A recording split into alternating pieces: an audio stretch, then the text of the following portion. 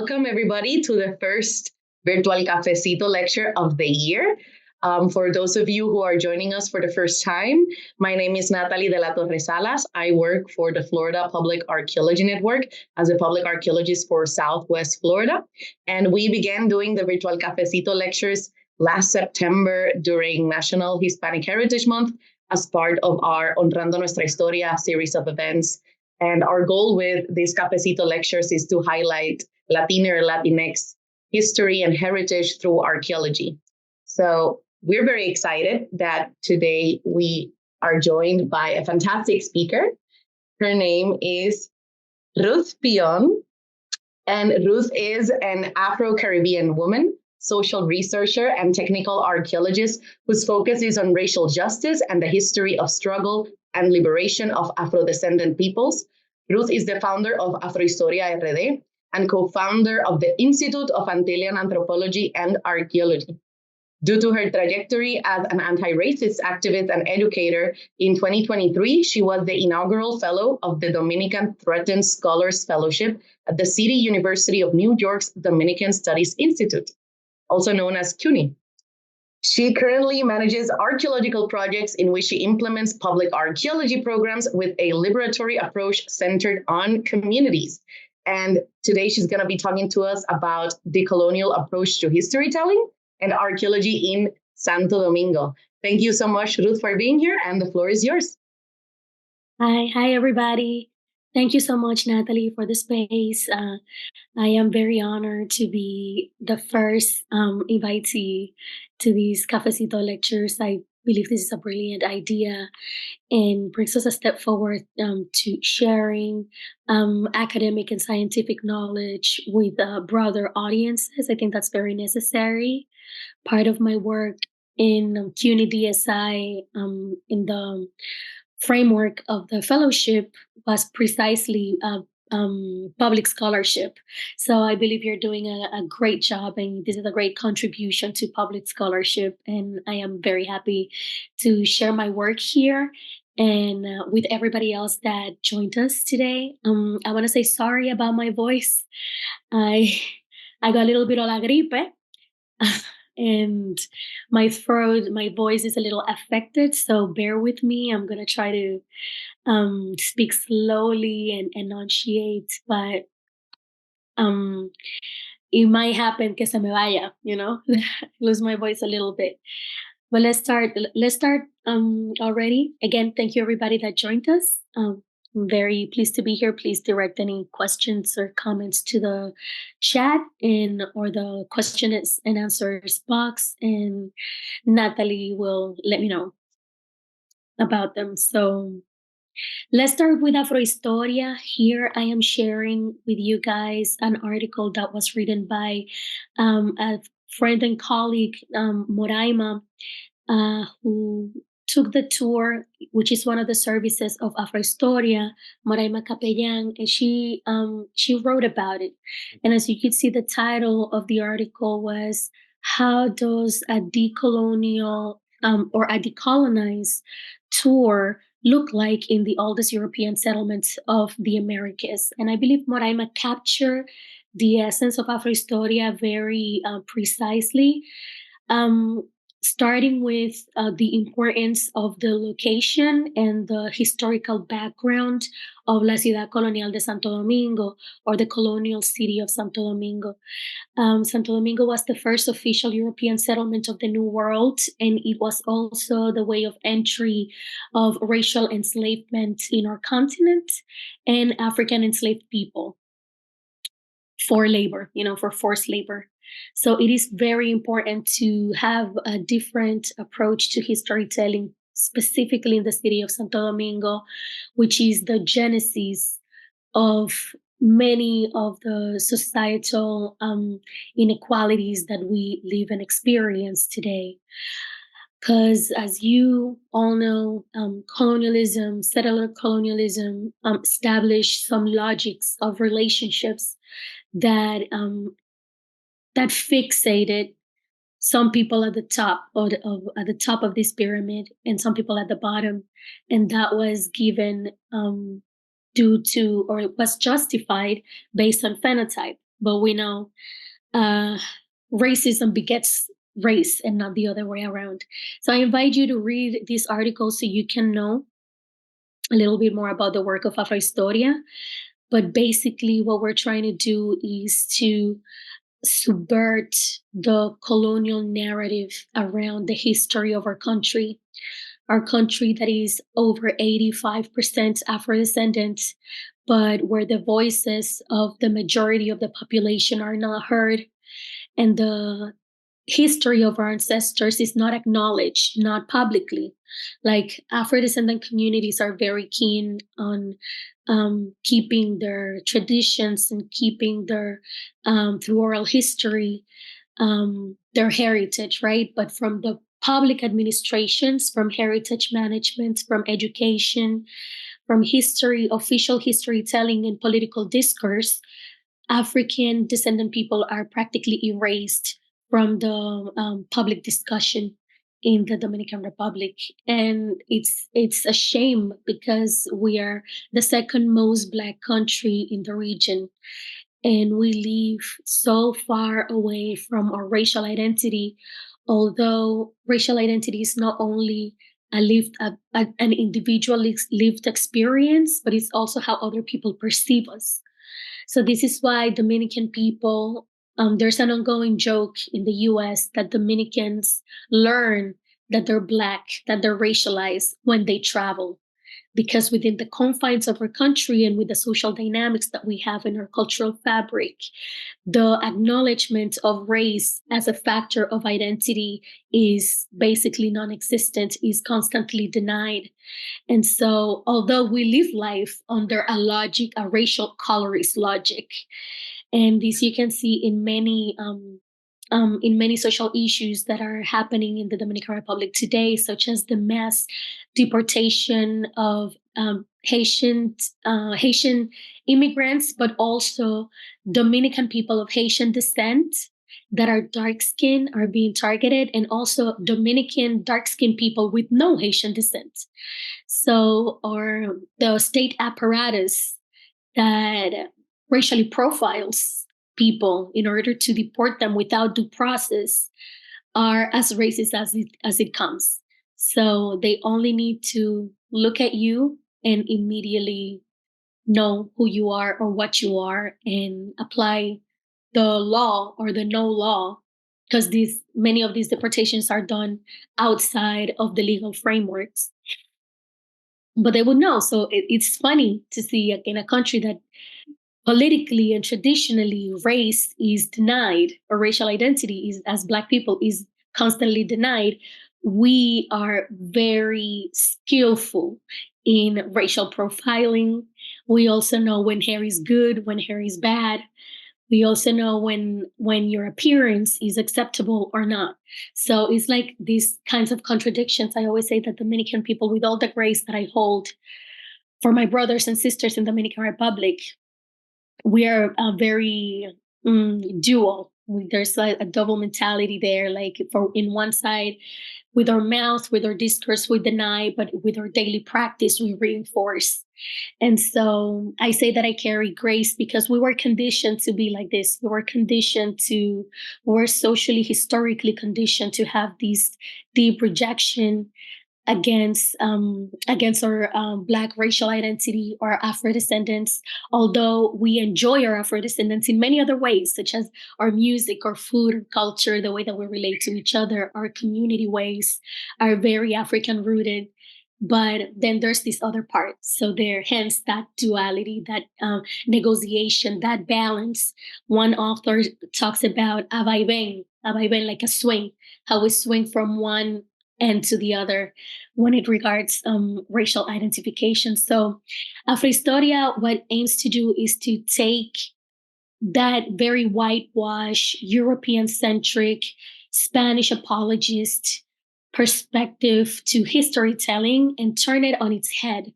And precisely in La Zona Colonial de Santo Domingo, where the main buildings were the visual power of the European empire, or the Spanish empire on the island, is most visible, right? In these El edificio, for example, Museo de las Casas Reales, which used to be where the court was and where the military people had their residencies, where they lived. We also had El Palacio Virreinal de Diego Colón, or El Alcázar de Colón, which is the residence of the viceroy of the island, Diego Colón, son of Christopher Columbus. And this monument to European power is one of the biggest tourist attractions in Dominican Republic. Last year, receiving millions of visitors.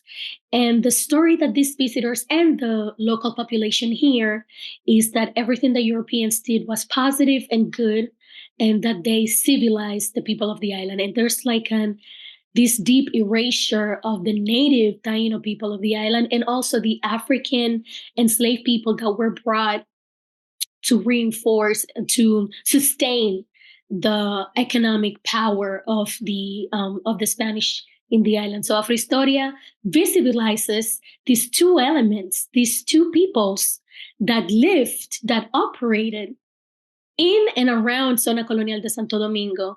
And we approach sites that are not marked by anything, but that are very important for the historical memory of the enslaved people and the native people.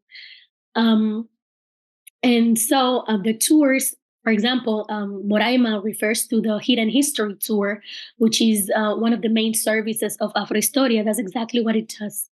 So we take people in this very colonial European-centric space that is also talked about in a very Eurocentric, whitewashed way. We take this city and we show the spaces, we show the buildings where life took place for the enslaved Africans more. And we emphasize this. So here is a document that we can share with you so you guys can have more information about the work that we do, about the Hidden History Tour. If you can scroll, Natalie, I can show them little images of some of the places that we visit along the tour. So, for example, many people have heard about the gates of no return in Ghana, in the island of Gore, which is where the port was and where people were taken after they were kidnapped. They were uprooted from their homelands and they were taken to these portuary structures awaiting shipment to the Americas or Europe. So we hear about these kinds of doorways in West Africa, but we don't hear about what the gates of no return would be for us if we think of the Atlantic as a tunnel that connects to the motherland, that connects these people that were uprooted. You have in the picture number 2, La Puerta de las Atarazanas, or the Atarazanas gates. This is the image that our ancestors, or kidnapped, uprooted, enslaved ancestors would have seen upon their arrival to the island of Santo Domingo, which is the first place where they started being shipped to in the New World. By 1502, April 15th, we had the first shipment of African enslaved people, and they didn't see these doors. They didn't see them because they didn't exist. Why? Because the Africans were the ones forced to build the fortification of the city, meaning the wall, the surrounding wall of the city, but also these buildings that we are so proud of as Dominicans because they connect us to our Hispanic heritage, and we forget about all the violence and blood that was spilled to build that city on the backs of the Taino people and the African enslaved. So this is just one of the examples of the reflections that we go into as we walk along the tour. These gates, people enter those gates and there's no reflection, there's no descriptive plaque or anything that indicates that this had any importance for the history of enslavement. And it's a pity because we could be addressing all of this very effectively from Zona Colonial of Santo Domingo. You can continue, Natalie, so we can show a little bit more. We go to La Negreta, for example, we approach it, we don't go into it. But this little alleyway that you see here is the narrowest and shortest street in the Zona Colonial of Santo Domingo. And it's called La Negreta or the Negrette or the Negress. Because this was around this area was the building where the enslaved people were kept for selling and auctioning. So this was the black market. There's no access for tourists to this area. In fact, the traditional tour guides of Zona Colonial of Santo Domingo are forbidden from bringing people past certain point, and they cannot approach La Negreta because this history is not supposed to be told. This is not supposed to be portrayed in the regular tours. So that's another example of erasure in heritage management. And if we continue, we visit other places like museums, and we just stand outside and talk a little bit about them. Here, number 7 is La Puerta de Lemba. Juan Sebastián Lemba was one of our first anti-colonial heroes of the history of La Española. He was of Haiti. Sorry, La Española is the colonizer's name. The name of the island is Haiti. Well, Lemba was brought to the island in 1525, if I remember correctly, but by 1535, he had already revolted, and he held one of the longest lasting rebellions of African enslaved people on the island. For 15 years, he rebelled against the Spanish government, and he became a very big headache because he would steal weapons, he would fight them, and he would also sabotage their food intake, etc., etc. So his politics was not only fleeing the plantation, fleeing the city, but also putting down the regime and the cruel violence of the Spaniards against Africans and Taino alike. This area here, as you see, there's not a monument to Lemba. There's not an descriptive plaque telling that he was executed in that space. After 15 years, when he was captured and brought to the city, he was beheaded and quartered, and his remains were hanged along the wall of the city for other enslaved people to see as, as a deterrent. But there's nothing in Zona Colonial that indicates that this happened there. So this is the work of Afrohistoria, bringing light to what has been obscured. If you continue, we have an extended version of the tour where we visit Boca de Nigua Plantation, where was the place of the last enslaved rebellion of the east side of the island of the Spanish colony, and happened in 1796. It was a women-led rebellion by La Esclava Ana Maria, who not only organized the enslaved men and women of her plantation, but also the surrounding plantations of San Cristobal, Boca de Nigua. And they were successful at first, but then the rebellion was put down, and all the heads of the rebellion were executed as well. And so this plantation is one of the best kept sugar plantations on the island. But what is narrated about this plantation is that it is important because it represents industrial heritage, not because it was a place of enslavement, not because it was the place of the last enslaved rebellion. So more and more we keep putting these pieces of this puzzle together and just confirming over and over how in our country there's this very misleading way or one-sided way to view history, especially when we're addressing the colonial period. And if you want, okay, there are tour details, logistics, things like that. And at the bottom, you're going to see information about the team. AfrohistoriaRD was a one-person organization, but now we have grown. We have 3 guides and 2 more people. So we're a team of 5 right now. And in here, yes, you can see pictures and information about the other parts, about the other women that form part of this team. And we not only conduct tours, we also do consulting in DEI and diversity, equity, and inclusion. We also teach workshops, and we do conferences as part of the mission of Afrohistoria to spread and educate about anti-racism, parting from correcting our historical narrative. We can change to the exchange program. More recently, we have organized, or we are in the works of organizing an exchange program. I think it's the flyer in the next tab. Yeah, it was in the next tab, I believe. But in partnership with universities such as Morgan State University in the city of Baltimore, we are launching for 2024 our first cultural exchange, which is called Reconnect. So we're inviting Afro-descendant people because our stories are intertwined all across the Americas.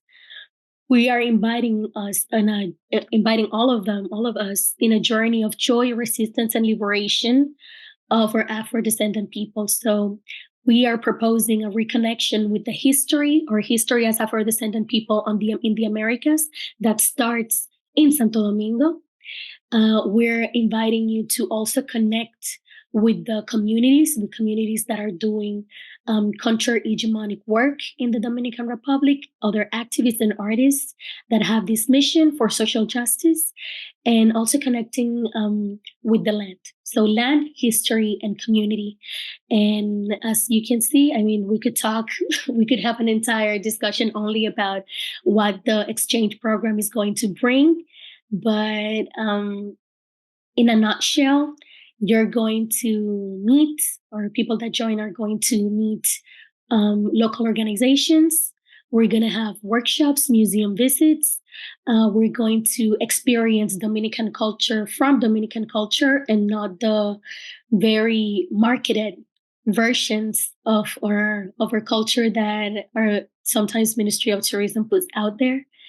And, we could talk about more details in another opportunity. But as time progresses, let me make a stop right now and see if any of you guys have any questions about Afrohistoria so far. Yeah, Afrohistoria has been very successful in the past few years, but also has been targeted by alt-right nationalist extremists in Dominican Republic, as Natalie said in the presentation when she introduced me. I was for 6 months in the city of New York on a fellowship with City College and the Institute of Dominican Studies. And this fellowship was dedicated, or was made for Dominican threatened scholars. Why?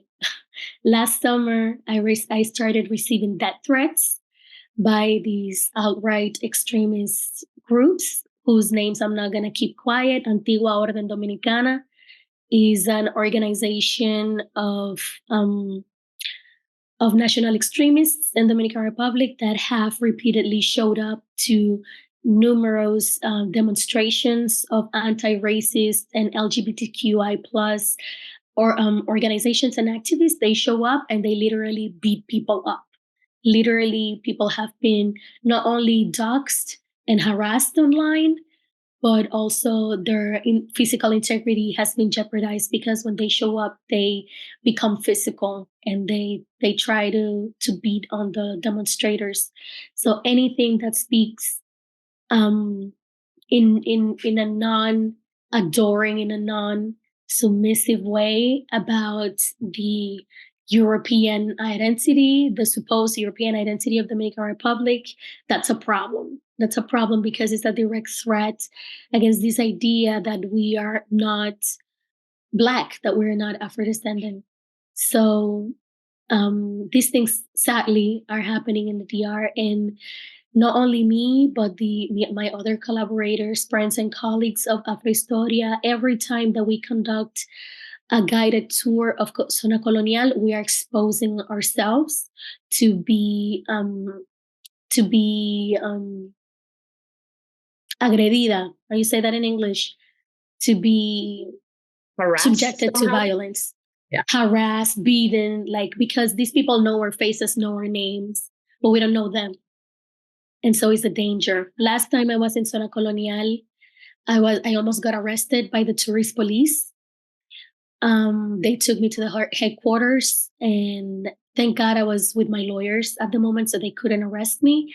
But they did tell me to not come back because they could not afford me protection from the members of Antigua Orden Dominicana, meaning they were not going to do nothing to prevent me from being attacked in the public space that is Zona Colonial if the alt-right nationalist Antigua Orden Dominicana decided to terrorize me, basically. So in some ways, I am excluded from that space, and that prevents me from doing the work that I do in Afrohistoria.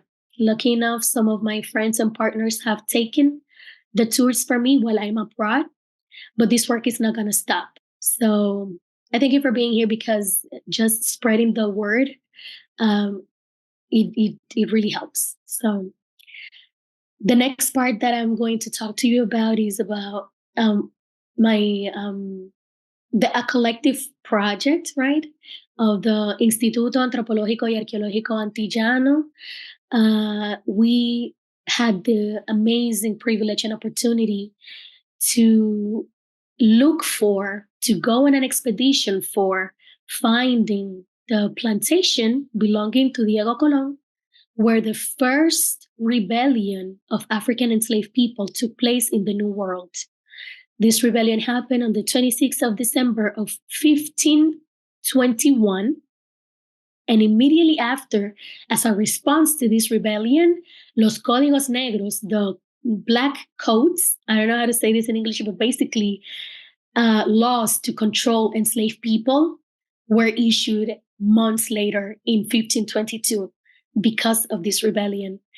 And we utilize archaeology as the means to do this project. I could talk to you for days about it, all the amazing work that our geographers and our head archaeologist, Diana Peña Bastalla, did to put this project together. But one of the most important bits of the project was the community participation.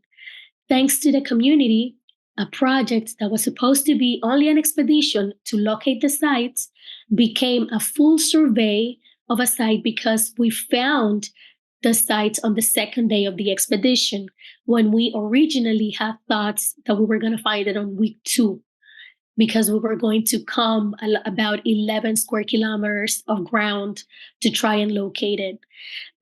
So I start like this because I'm going to speak on the public archaeology program within the project, the archaeological project, and how talking to the community, how engaging with the community is what gave us the key to change our expedition plan and move the dates of visiting the quadrant where we found the remains that we were supposed to look for on week 2. We started looking on week 1, and that's how we found the remains immediately. And this gave us enough room to conduct a full survey with with a ground penetration radar, archaeological drawing with perspection.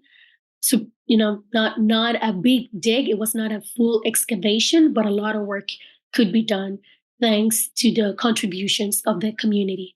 So public archaeology at Montealegre, Nuestra Señora de Montealegre, Memories of Resistance, oral history, and connection of the community with the local archaeological remains.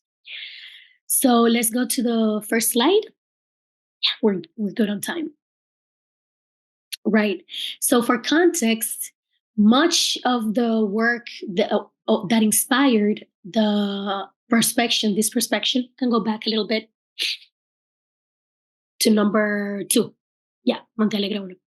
Yeah, so most of this project, and also the work of Montealegre, of Afrohistoria, the work of Afrohistoria, much of the documental evidence that is used as the basis of this project is located on this portal, First Blacks in America.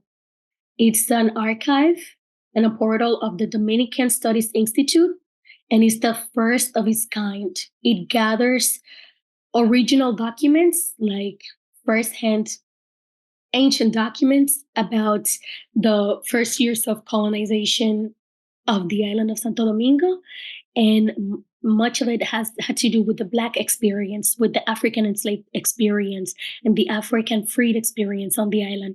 There was recently, last year, it was a monography about the rebellion of 1521 was released by paleographer and historian Anthony Stevens Acevedo, as you can see here in the presentation. So, based on Anthony Stevens Acevedo work as an archivist, as a historian, as a paleographer, and his interpretation of the word Ibuea in ancient maps, we could go to the conclusion that Ibuea has evolved into the word Iguero, and that helped us map and reverse and apply reverse spatial analysis to determine the location of the first plantation of Diego Colon. We can go to number 2. So this First Blacks in America is a great resource if you want to know about this history. Okay, so spatial analysis and cartography helped us determine, based on historical documents, the properties of the Familia Colon, of the Columbus family. Not many people know that Columbus family and the crown, the Spanish crown, stopped getting along after they found all the richness of the so-called New World. Capitulaciones de Santa Fe, or the deal that the Spanish crown made with Columbus, was practically 50-50. But when they saw everything that that was discovered, quote unquote, they were like, okay, one family cannot have as much power, as much resources as the Spanish crown. So there was tension between the crown and the Columbus family.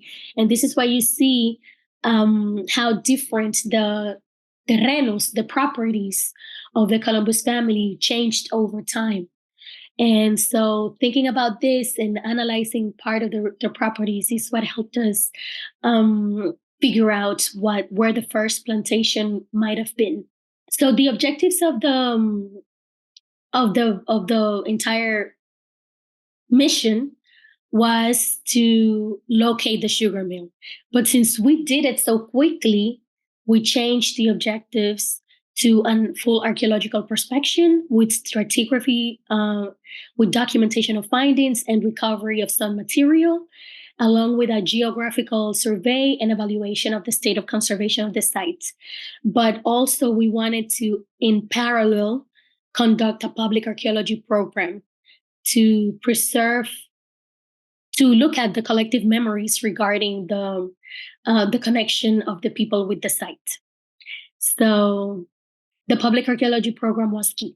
So as the basis of this public archaeology program, we wanted to subvert coloniality in scientific research. So we acknowledge that knowledge production, academic knowledge production, reproduces hierarchical relationships and reproduces a vertical order of things in which the researcher has all the knowledge and extracts from, or has all the tools, right?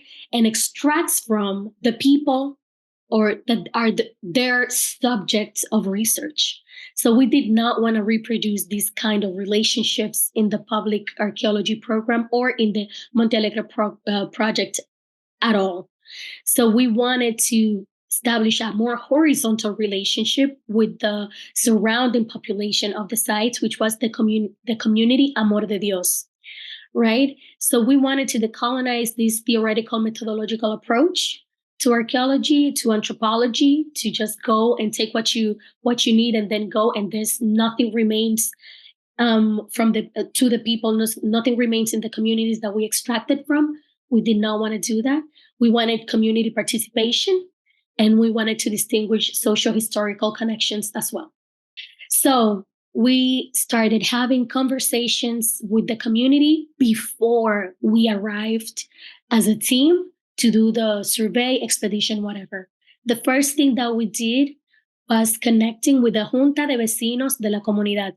A Junta de Vecinos is basically a neighbors board, meaning neighbors organization, a local neighbors organization that has recognition that even local municipality recognizes their authority. As you can see, this is a picture of the church where we gathered with people. This was one of the second, third meetings that we had. The first meeting was in a round table, like just talking, looking at each other in the eye, and asking the people of Montealegre, this is what we want to do. This is what we think is valuable in your community. Are you interested in us coming and doing this work with you and for you? And without the community's permission, I assure you, we would have not done the expedition. Because to us, the most priority thing is gaining the community's trust and support and their good graces, su anuencia, their permission is their territory, ultimately, is their neighborhood, is their backyards. So that was very important for us. So, ¿por qué un programa de arqueología pública? Why a program of public archaeology? Because we wanted to foster collective knowledge production, not a top-down thing. We wanted to integrate the public. We wanted to raise awareness and sensibilization. And we wanted to ensure heritage protection and the preservation of local memories. Why heritage protection? Because the state is not going to post 5 police officers on the site to protect it. The first depositaries, the first people in charge and with the responsibility, the duty, and the commitment, and the possibility of looking after the sites is the local community, is the local population. So heritage protection, when we talk about heritage protection, is in this sense, is in creating cultural appropriation of heritage, promoting that, so people can take ownership of the site and hence protect it, prevent any damage, prevent any unauthorized intervention. So the objectives was to exchange with the community. We were not there to teach them anything.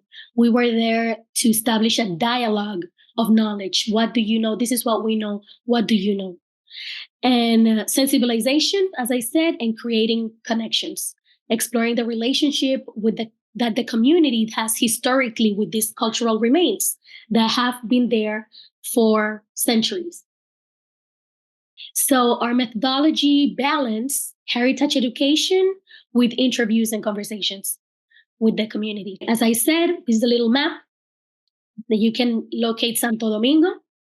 All of this red part right here is la capital del país, is the capital city of Santo Domingo, and the green part is Santo Domingo Norte. As you can see, is the biggest municipality of Santo Domingo. And within Santo Domingo Norte, the community of El Higuero, and El Higuero is like a paraje. So communities, municipalities are divided. El Higuero would be a community, and Amor de Dios would be like a smaller community within that, a little bit larger community. You can see a picture there of one of the first conversations that we had with the community and the logos of the local administrations, because we also established dialogues with the Ministry of Culture, of course, and the mayor's office of Santo Domingo Norte. Okay, so we created these spaces of dialogue, as you can see, very informal, in the local church, that they also helped us to be able to use those communal spaces. And in one of the neighborhoods, ladies' homes, they opened their homes, and we could just sit there and show them what we had, what we wanted to do, display the plans, and ask for their agreement and participation. And let me tell you that we had citizen scientists in the form of historians.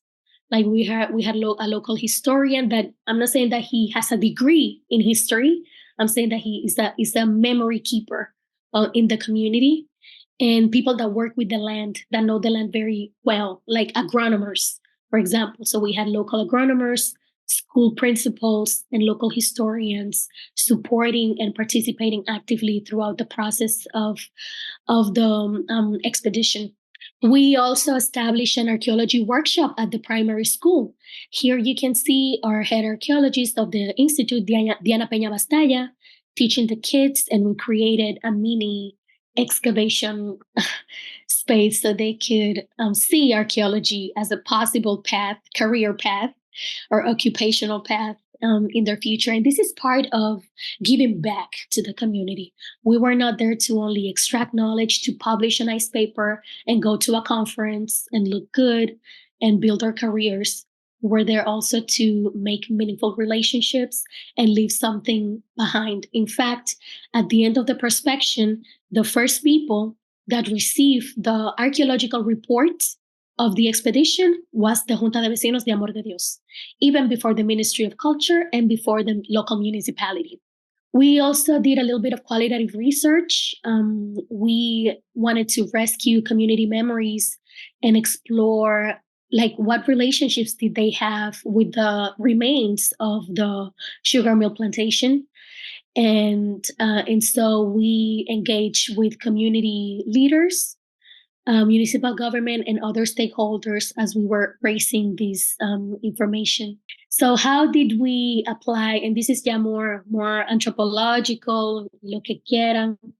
So basically, the criteria that we used to interview local memory keepers was that the person had to be born and living in the community or lived most of their lives in the community, being at least 50 years old, and having proximity with the archaeological remains. So, for example, housekeepers that back when there was no running water in the community, they had to go around the river. For example, the river containing remains of a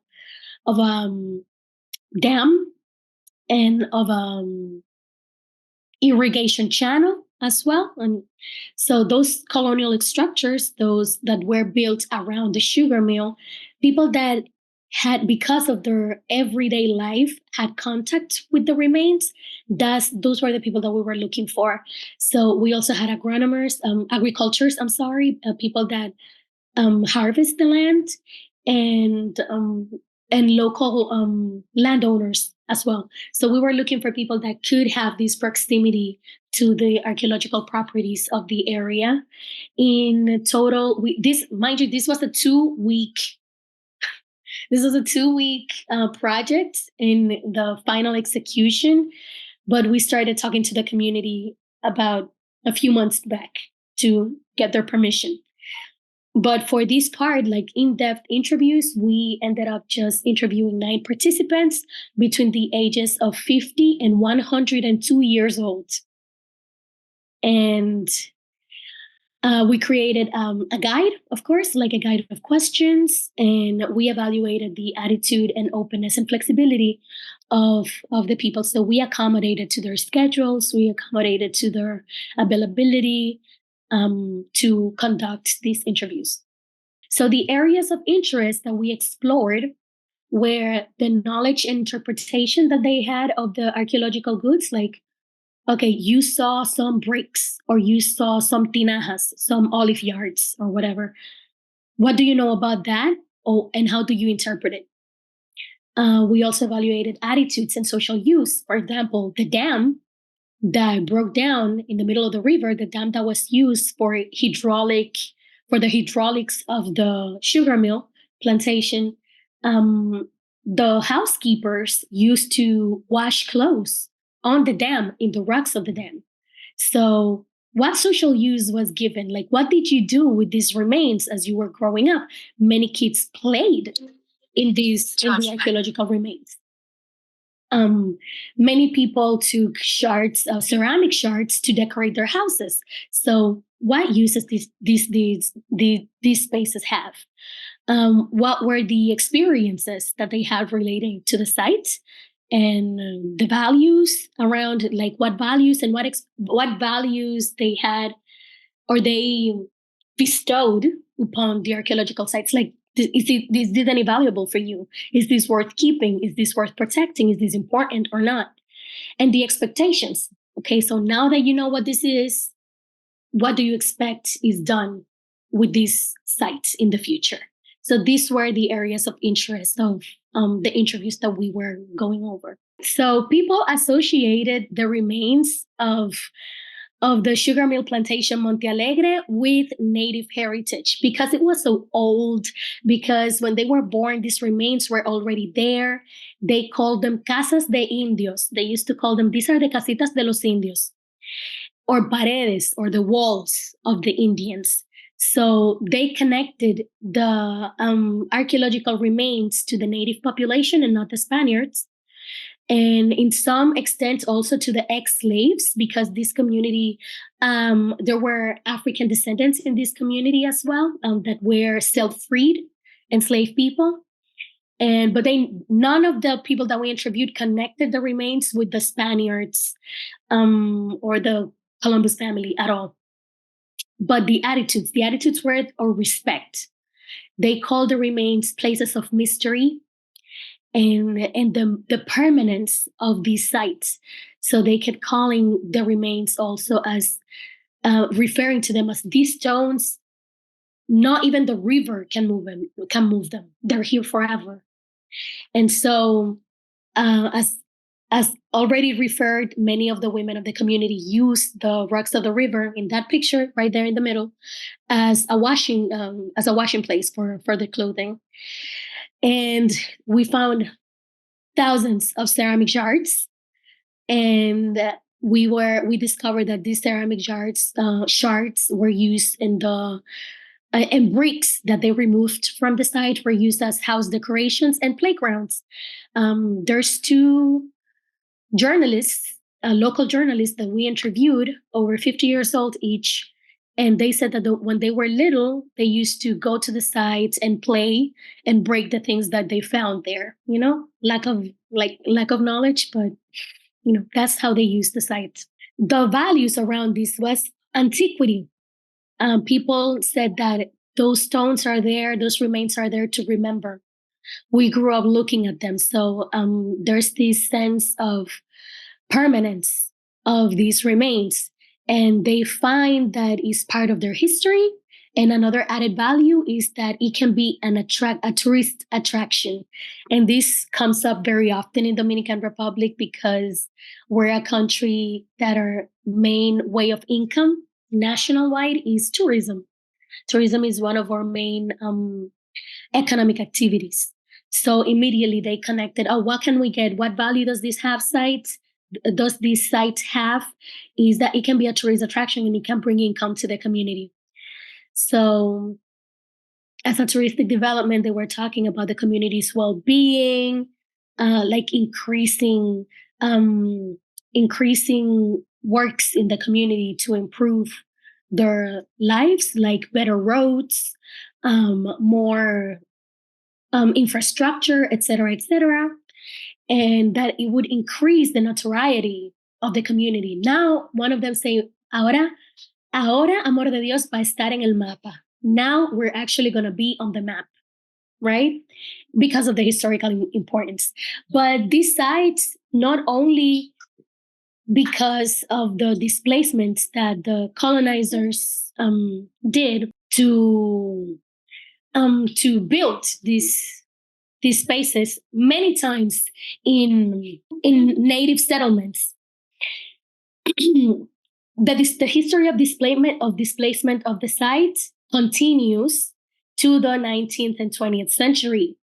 For example, there's an article right there of Nivar Seijas that used to be a general under the government of Joaquin Balaguer, which was one of the dictators of the Dominican Republic, although not everybody calls him that.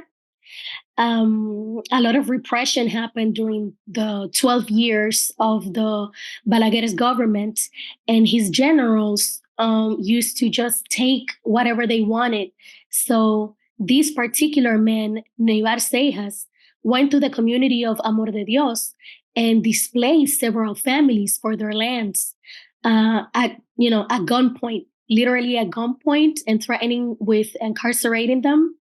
And so there's a continuum of history of displacement regarding the area of Amor de Dios, not only based on the building of these plantations, but also in the more recent history. So there's violence, but we also discover many legends that intertwine not only the history of Amor de Dios, which is in Santo Domingo Norte, but also not only Amor de Dios en El Higuero, but other parts of Santo Domingo Norte, because we could detect the same legends about Native women with long black hair, combing their hair in the rocks along the river with golden combs, with combs of gold.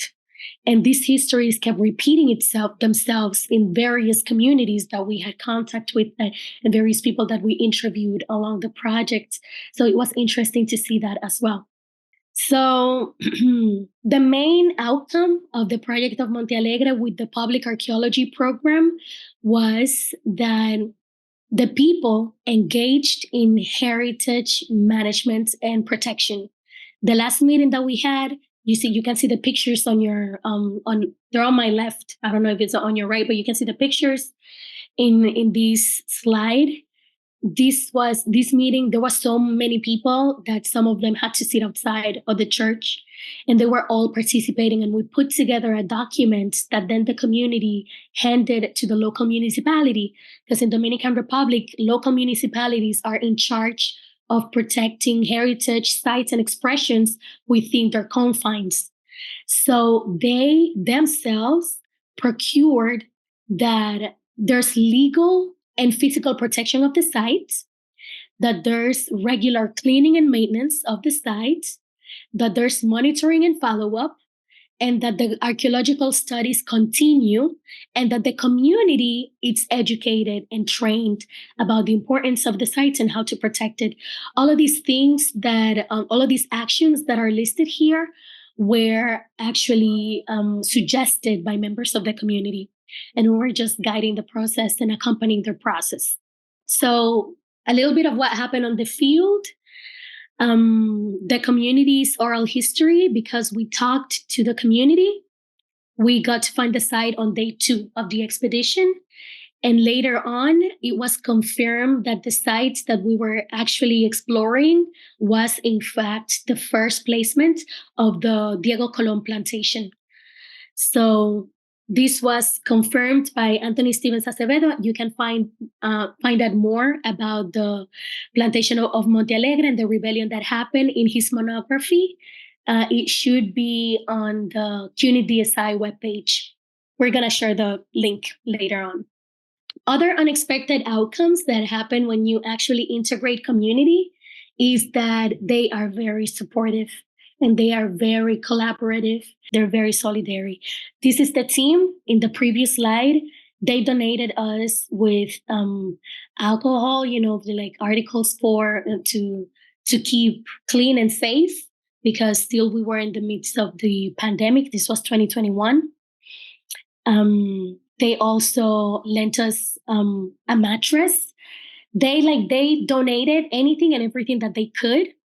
The municipality, I don't know if you can see how thick the forest is in this picture. The entire place had to be, the weeds had to be removed, and the municipality allowed us to have a brigade of cleaners for 5 full days working with us in the expedition at no cost for us. So the community really comes together when you prioritize them, you center their wants, their needs, their necessities, and you treat them as equals or as partners in the knowledge production process. They are not people that we can extract from. They're people that we can, whose knowledge and capacities we can leverage as we democratize, as we promote the democratization of heritage management. So that's what I wanted to share with you guys today. Thank you so much for your patience.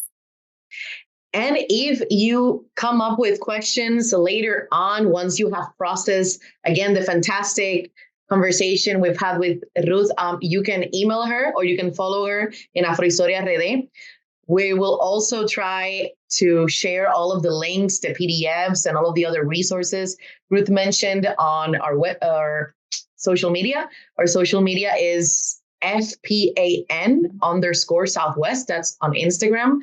but you can always go to Florida Public Archaeology Network, the website, or Google us, and we can send you emails with all of these resources. I'll find a way to share all of that somehow.